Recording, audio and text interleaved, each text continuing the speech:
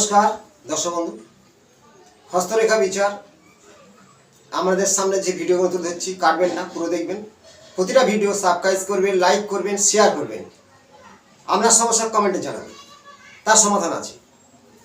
ধনুভাব, হস্তরেখা বিচার করে তার ধনুভাব থেকে, মানে ধনুভাব কোনটা, লগ্ন থেকে 2 নম্বর ঘরকে ধনুভাব বলা হয়। সেই তার ধনার্থ কতটা থাকবে, হস্তরেখা বিচারে বলা যায় তার ধনার্থ কতটা থাকবে। সেই অর্থের মালিক হওয়া, তার জীবনে সাকসেস হওয়া,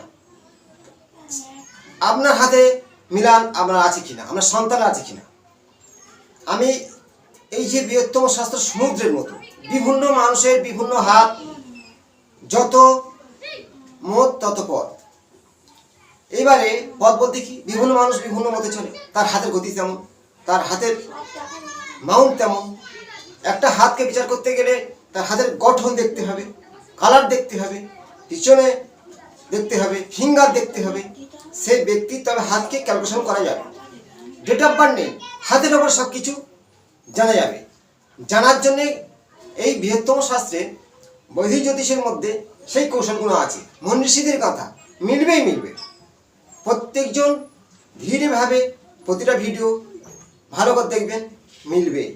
আজ যে বিষয়টা হলো ধনুভাব, হাতের মাউন্টের ওপর বোঝাবো, রেখার ওপর বোঝাবো। এর আগে আমি দিয়েছি কোটিপতি হওয়ার লক্ষণ, অর্থের জায়গা, মানি অ্যাঙ্গেল, এর কিছু ব্যাপার আছে।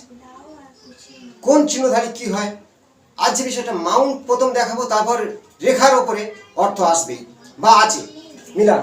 এই হাতটি যেমন একটা রাশিচক্র 12টা ভাবকে বিচার করা হয়, হাতের মধ্যে এই যে স্থানগুলো আছে 9টা স্থান, স্থানের ওপর ভিত্তি করে জানা যাবে সে ব্যক্তির কেমন অর্থ আছে বা সে ব্যক্তি কেমন। আমি এখানে দেখাচ্ছি, এটা শুক্রের মাউন্ট বলা হয়। বৃদ্ধাঙ্গুলির নিচে শুক্রের মাউন্ট, এটা হলো রাহুর মাউন্ট, রাহু বা মঙ্গল, নিম্ন মঙ্গল। এটা বৃহস্পতি তর্জনীর আমলের নিচেরটা হলো বৃহস্পতির পর্বত। শনির আমলের প্রথমে এইটা হলো শনির পর্বত, মধ্যমা। অনামিকার নিচের পর্বতটা হলো রবির পর্বত। বুধের নিচে এটা হলো বুধ পর্বত, কনিষ্ঠা নিচে বুধ পর্বত।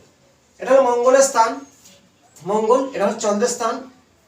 এবারে এখানে কেতু, এই চক্র কেতু, মণিমণ্ডল নিচে কেতু, আর এখানে রাহু। এর ভাবের উপরে মাউন্ট কতটা উঁচু আছে প্রথম জানতে হবে।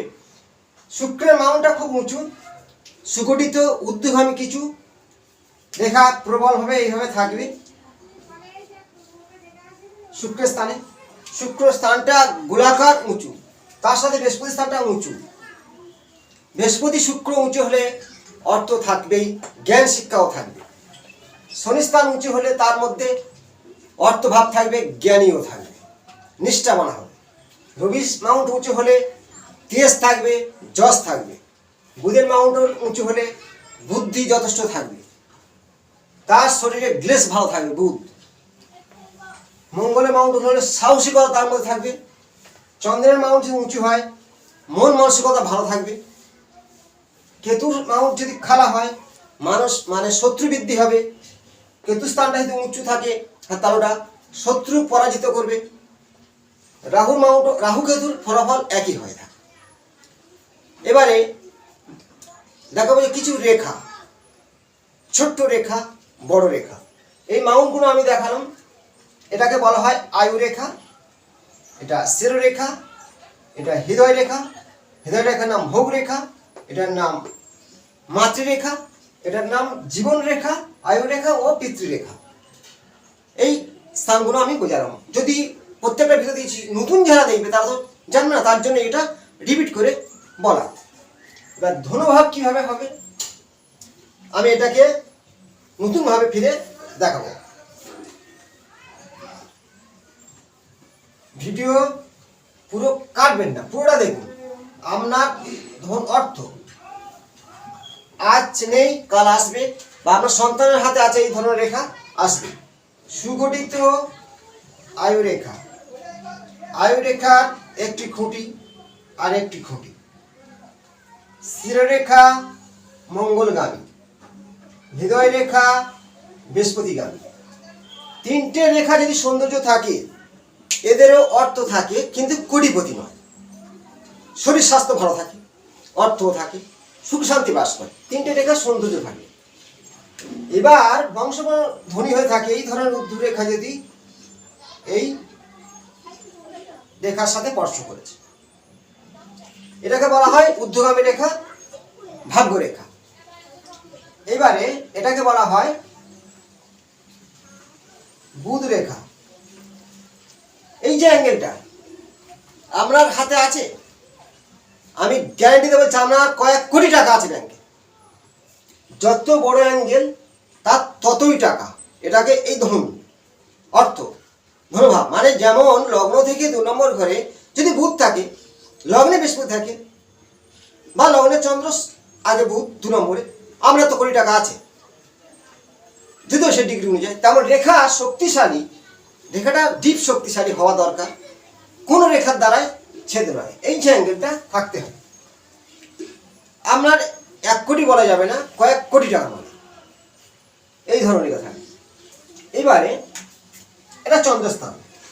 চন্দ্র থেকে কোন রেখা উঠে এইভাবে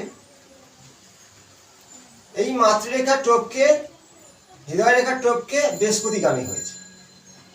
এ একটা অ্যাঙ্গেল, এ একটা অ্যাঙ্গেল। আপনার বাড়ি এখানে আছে, ওখানে আছে। এবারে দেখাবো রবি। হ্যাঁ, টাকা আছে, আমরা কিন্তু টাকা থাকতে পারে, সবাই চেনে না। চিনবে কি করে? যশ আসবে কি করে? যশ রেখা কাকে বলে? রবি রেখা। যশ সম্মান খ্যাতি দেয় রবি। এই রবি রেখা ঠিক এইখান থেকে এসে একদম স্ট্রেট সোজা হয়ে যদি হৃদয় রেখা স্পর্শ করে, সেটাও যশ সম্মান থাকবে। যত নেমে এসে একদম পুরো যদি ভাগ্য রেখাকে স্পর্শ করে, এইভাবে বায়ু রেখাকে স্পর্শ করবে, এই ধরনের রবি রেখা, এদের বলা হয় কয়েক কোটি কোটি টাকার মালিক।